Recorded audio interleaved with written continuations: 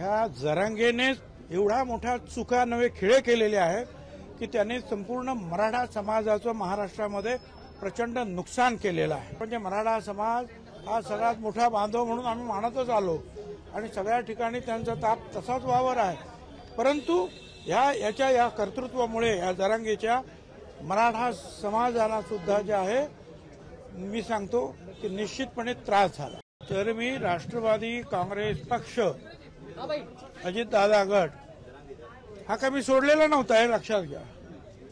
त्यामुळे कुठल्याही परिस्थितीमध्ये पुढच्या निवडणुकांमध्ये सुद्धा आमच्या पक्षाला जास्त चांगलं यश मिळावं म्हणून आम्ही सगळे प्रयत्न करणार आहोत। तुम्हाला मंत्रिपद मिळाल्यानंतर मनोज जरांगे काय करतायत? तुम्हाला नाशिक पालक मंत्रिपद हे पहा, मंत्रिपद त्याची शपथ देणं, मंत्रिमंडळात घेणं, खातं देणं, आणखीन काय जबाबदारी देणं ही सर्वस्वी मुख्यमंत्री आणि मग उपमुख्यमंत्र्यांच्या सल्ल्याने हे सगळे निर्णय घेतले जातात।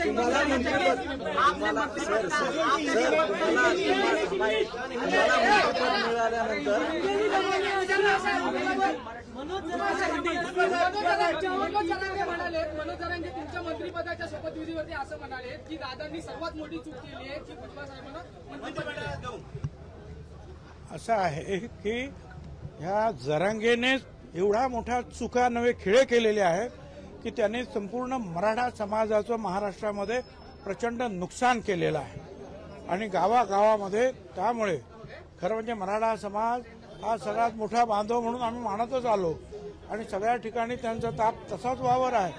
परंतु या कर्तृत्वामुळे या जरांगेच्या मराठा समाजाला सुद्धा जे आहे मी सांगतो कि निश्चितपणे त्रास झाला।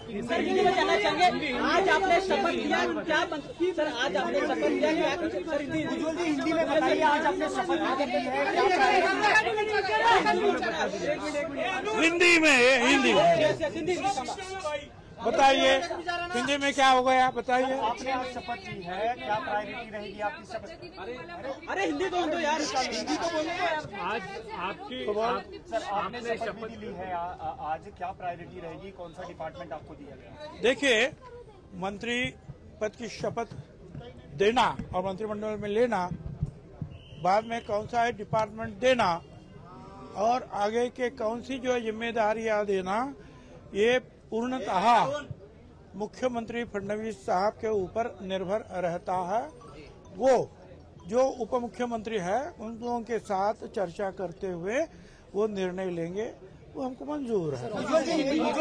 इस तरह से भी देखा जा रहा है कि धनंजय मुंडे को जब निकाला गया है मंत्री पद से, उसके बाद फिर आपको लिया गया है, कहीं ना कहीं उस नजरिए से भी ये देखा जा रहा है, तो उसको लेके क्या कहेंगे? चलिए आगे।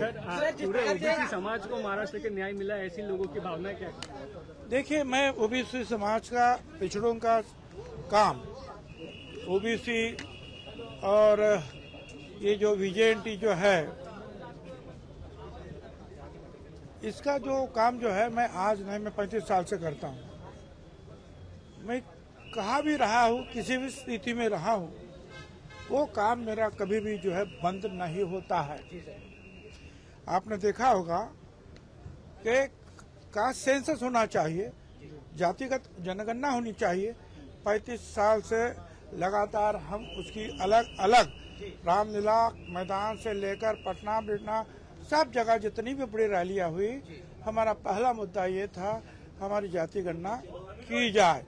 और वो जो है आज हम बहुत खुश है कि मोदी साहब ने जो है उसको मान लिया है और ये जो जातिगत जनगणना अब होगी, साथ साथ जो है जो हमारा कुछ आरक्षण परसेंटेज कम हुआ था भाटिया कमीशन के अहवाल के अनुरूप, इसलिए सुप्रीम कोर्ट में जब ये केस आई तब हम लोगों ने वहाँ हमारे भी वकील दिए और ये समीर भुजबल जी, महेश झगड़े, मंगेश ने इन सबको जो है 2 दिन उधर भेज दिया था।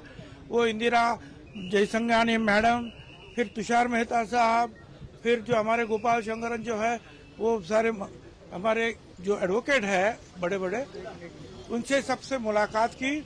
और जब ये सवाल आगे आया तो हमने ये बात रखी कि हमको अपना गया हुआ जो भी परसेंटेज है उस परसेंटेज ओबीसी का फिर से मिलना चाहिए। जो है हमारे न्यायमूर्ति महोदय साहब ने सबको पूछा, बोलिए इसके ऊपर कोई बोलना है कुछ, और सभी ने जो है हमारे कहने के ऊपर जो है सहमति दी।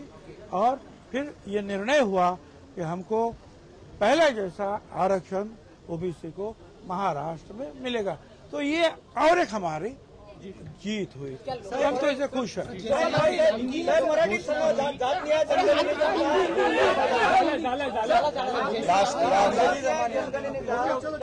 बाकीच्या गोष्टीवर काय हे सांगा। लास्ट प्रश्न अंजली दमानिया तुमच्यावर टीका करतात, जात न्याय जनगणनेचा जात निहाय ऐकून घ्या, जात निहाय जनगणना ही याच्यासाठी आवश्यक होती। 35 वर्ष आम्ही मागतोय ते, कारण काही द्यायचं झालं ओबीसी आणि भटक्या विमुक्तांना तर लोक कोर्टात जायचे बाकीचे लोक, आणि मग कोर्ट विचारायचं की तुमचा किती आकडा आहे, तुम्ही किती लोक आहात, आणि तो डाटा काय आमच्याकडे नव्हता।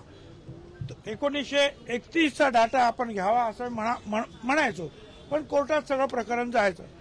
म्हणून समीर भुजबळ खासदार असताना आम्ही प्रयत्न केले, सुप्रीम कोर्टात सुद्धा गेलो।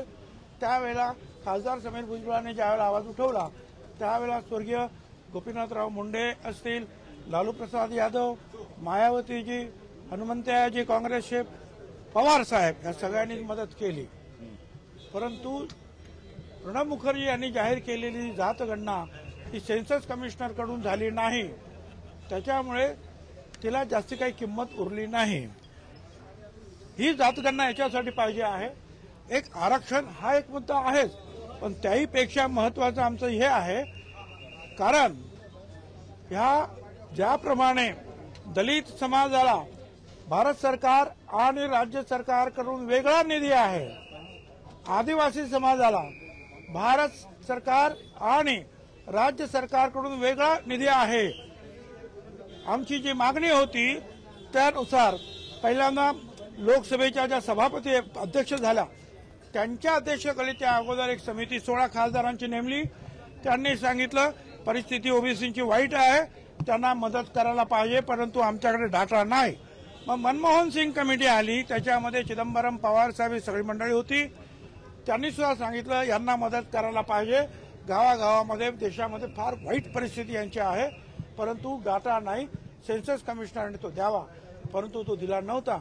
जातगणनेमुळे ज्याप्रमाणे आरक्षणाचा प्रश्न सुटेल त्याहीपेक्षा महत्वाचा हा जो जास्तीत जास्त फंड्स जो आहे भारत सरकार आणि राज्य सरकारांच्याकडून मिळेल, त्यामुळे गावागावामध्ये असलेला गोरगरीब भटका विमुक्त असेल, आमचा ओबीसी समाज असेल, ज्यांना घरं नाहीत, ज्यांची आरोग्याची परिस्थिती चांगली नाही, शिक्षणापासून वंचित आहेत, ज्या महिला अजूनही कष्टाचं काम करतात, या सगळ्यांना ह्या फंड्स मिळाल्यामुळे जसा दलित समाजाला आणि आदिवासी समाजाला उपयोग होतो तसा उपयोग जो आहे संपूर्ण भटका विमुक्त आणि ओबीसी समाजाला होणार। म्हणून जातगणना महत्वाची आहे।